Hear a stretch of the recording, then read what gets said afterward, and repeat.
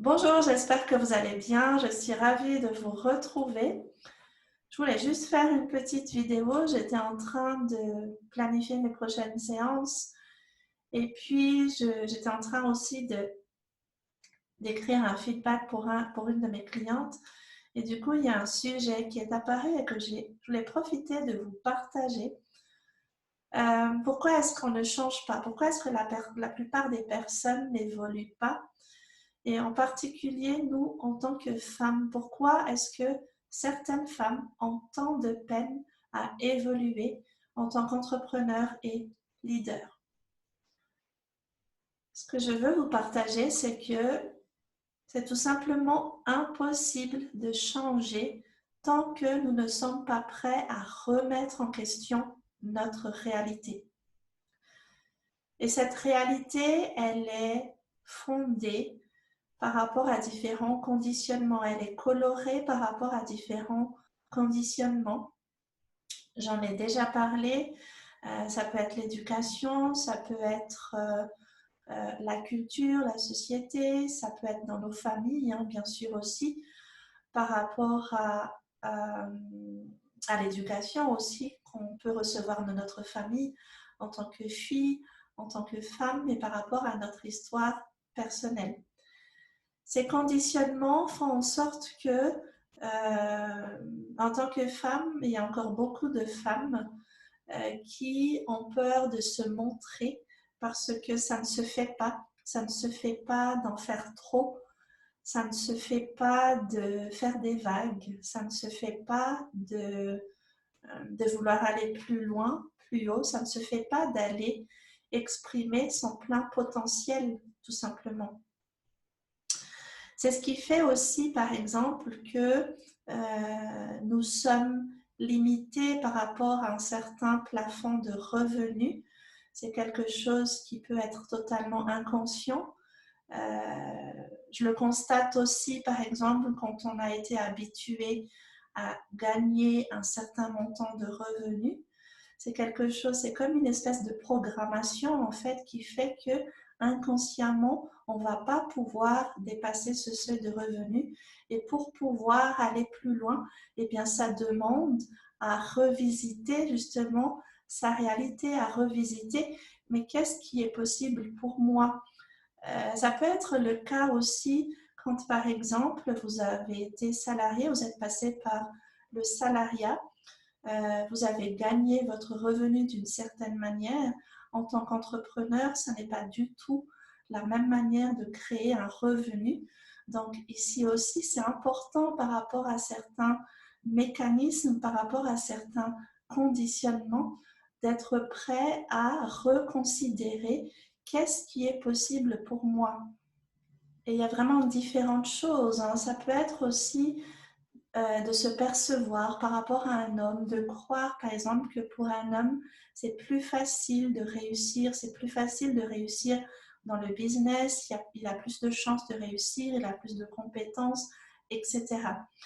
Alors, je ne suis pas en train de nier la réalité parce que bien sûr qu'il y a des faits qui nous font vivre certaines expériences que oui, effectivement, dans certaines situations, c'est plus compliqué aujourd'hui encore d'être une femme. Et c'est clair que dans l'entrepreneuriat, pour entreprendre, il y a des situations qui font que c'est plus difficile pour une femme. Mais les choses sont en train de changer, il y a beaucoup de choses qui sont en train d'évoluer. Donc, si on veut faire partie de ce changement-là, si vous voulez faire partie de ce changement-là, le premier pas, c'est d'accepter qu'il y a peut-être une autre réalité qui est possible et de nourrir cette réalité-là. Je voulais vous parler de ça et puis j'avais envie de partager aussi une chose, c'est que très souvent, en fait, il y a ces questions de conditionnement qui font que cela va installer certaines croyances en nous. Il y a des croyances donc, collectives, etc., et qui vont aussi venir ancrer des croyances individuelles.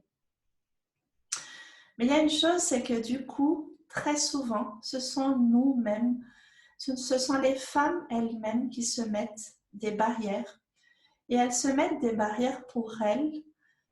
Mais le problème aussi, c'est qu'elles mettent des barrières pour les autres femmes. Ça veut dire qu'elles empêchent les autres femmes d'oser. Elles empêchent les autres femmes de s'épanouir. Elles empêchent les autres initiatives. Et je sais que ce que je partage là, je sais que cette vidéo ne va pas plaire à tout le monde, mais j'avais envie de vous partager ça parce que je vous parle ici de situations que je rencontre dans mon travail. Je vous parle aussi de situations que j'ai rencontrées moi-même personnellement dans mon propre parcours.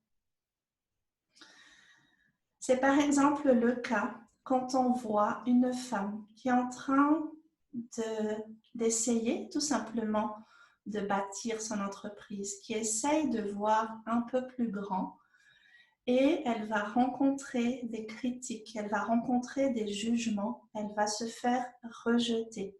Et très souvent, oui, il y a des hommes qui vont critiquer, qui vont juger, mais très souvent aussi, ce sont les femmes elles-mêmes, entre elles, qui vont se saboter, qui vont se descendre. Et c'est comme si dans certaines situations, dans certains milieux, on va se contenter de continuer à jouer petit ensemble et puis rejeter ceux ou celles qui vont vouloir essayer de sortir du lot. Bon, quelque part, l'humain est fait comme ça, donc c'est normal, le changement fait peur. Donc c'est plus facile d'aller critiquer, d'aller juger, que de se remettre soi-même en question et de se dire, mais waouh, si c'est possible pour elle, ça a l'air d'être possible pour elle, pour lui, peut-être que c'est possible pour moi aussi. Donc il y a un mécanisme ici que vous avez sûrement déjà vécu, que vous avez déjà sûrement rencontré, parce que oui, finalement c'est humain. C'est qu'au lieu de se soutenir, au lieu de s'encourager ensemble et de pouvoir grandir ensemble, eh bien, on va critiquer, on va rejeter celui ou celle qui se permet juste d'aller un tout petit peu plus en avant, qui se permet d'oser et d'élever sa situation. Et dans l'autre sens aussi, j'ai rencontré des femmes aussi qui ont réussi d'une certaine manière, qui ont pris une certaine avance quelque part et qui se sont battues, qui ont lutté et qui pensent être arrivées là où elles sont parce qu'elles se sont battues toutes seules, elles se sont données. Et je reconnais du mérite là-dedans parce que ce sont des femmes qui ont fait preuve de résilience, qui ont réussi à dépasser beaucoup de barrières. Sauf que quand je discute avec ces femmes aussi, elles me disent, mais moi, j'ai réussi à m'en sortir toute seule. Je me suis battue, j'ai fait tout ce que j'ai pu. Pourquoi est-ce que j'irais aider celles qui sont derrière? Parce que moi, j'y suis arrivée, personne ne m'a aidée. Alors, quelque part, elles ont qu'à se débrouiller toutes seules. Et ici, je vous parle, tout cela, ce sont des mécanismes que nous connaissons, ce sont des mécanismes humains, mais c'est tout simplement pour vous dire qu'il y a d'autres voies qui sont possibles aujourd'hui. Il y a d'autres voies individuelles qui sont possibles déjà pour vous. Il y a d'autres réalités qui sont possibles, mais pour ça, encore faut-il juste de pouvoir l'accepter, juste de pouvoir l'envisager. Et il y a d'autres voies qui sont possibles aussi de manière collective, c'est de sortir vraiment de cette idée de combat, de lutte, de concurrence, et qu'on peut vraiment faire des choses intéressantes en étant dans le soutien, en étant dans la collaboration. Le problème, pourquoi est-ce qu'on ne change pas, pourquoi est-ce qu'on n'évolue pas, c'est que très souvent, on se satisfait d'une situation qui pourtant nous est inconfortable. Du coup, on se ment à soi-même et c'est plus facile, hein, très souvent, d'aller remettre en question l'extérieur, d'aller critiquer l'extérieur, plutôt que d'oser se voir en face et voir en face sa propre réalité. Est-ce que ça me convient vraiment? Et je dis pas que c'est facile, hein, ça n'est vraiment pas toujours évident de s'autoriser, de se donner cet espace-là pour se remettre en question.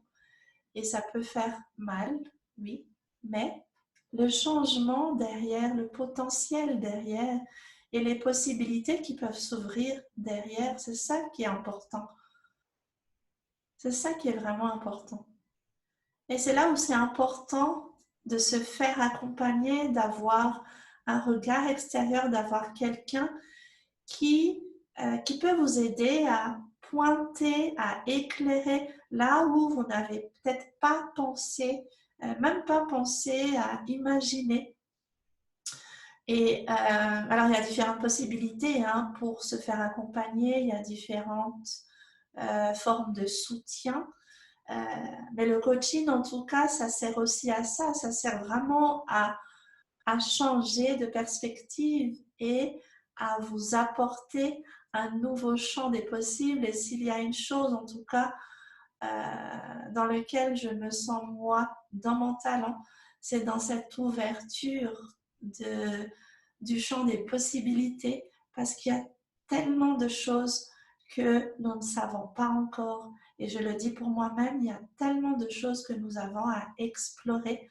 Mais pour ça, ça demande juste un premier petit pas d'accepter qu'il y a peut-être quelque chose qui est possible pour moi. Et simplement aussi, c'est que peut-être que je mérite une meilleure situation. Peut-être que je mérite un meilleur succès, un prochain niveau de succès. Je serais très intéressée d'avoir votre point de vue, vos expériences aussi par rapport à ce sujet. Pourquoi est-ce que, en tant que femme, on a tant de peine à avancer, à évoluer et à prendre notre place en tant qu'entrepreneur et leader? Quelles ont été vos expériences? Et si vous avez besoin d'un accompagnement, si vous êtes prête pour un accompagnement en coaching, je vous invite à me contacter en privé. À très bientôt. Ciao, ciao.